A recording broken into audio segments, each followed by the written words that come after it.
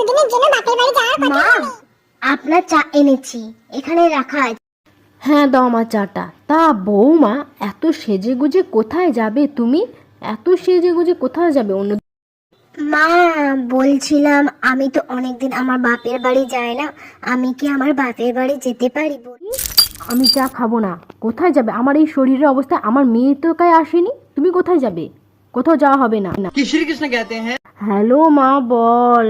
ও, আমার কথা তোর মনে পড়ছে। আচ্ছা, দুদিন আয়, তোর শাশুড়ি মাকে বলে তুই চলে আয়। না আসতে দিলে তুই চলে আয়, নাহলে আমাকে ফোন কর, তুই চলে আয়।